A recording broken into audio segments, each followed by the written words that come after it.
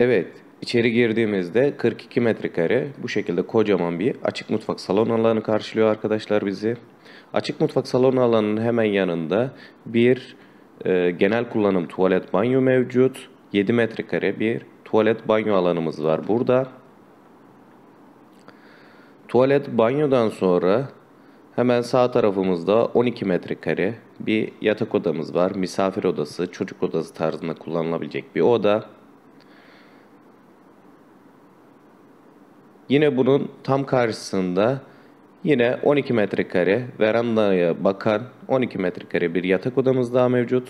Bu da yine misafir odası, çocuk odası tarzında kullanılabilecek bir oda. Koridorun tam karşısında da ebeveyn yatak odamız mevcut. 18 metrekare. Gayet kullanışlı, gayet geniş bir yatak odası arkadaşlar.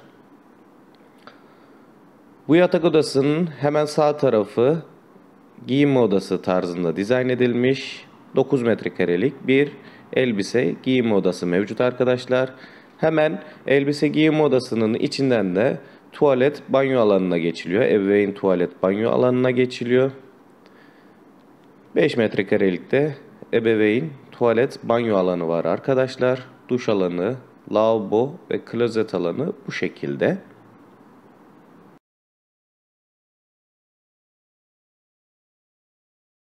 Yatak odamızın hemen ön bölümünde de bir spor salonu var. Spor odası var arkadaşlar burada. 12 metrekarelik gayet yeterli bir spor alanı var arkadaşlar. Spor odası var. Yani yatak odasının ön bölümü spor salonu, hemen arka tarafı da elbise odası, giyinme odası ve tuvalet banyo alanları mevcut arkadaşlar. Son olarak da ön bölümde önü komple cam sürgülü kapı olacak şekilde bir kış bahçesi alanı mevcut arkadaşlar. 12 metrekare ve 18 metrekare kocaman bir verandası mevcut binamızın. Videomuz hoşunuza gittiyse beğen butonuna basmayı unutmayın. Bundan sonra gelecek videolar için de kanalımıza abone olabilirsiniz arkadaşlar. Hoşça kalın, iyi seyirler.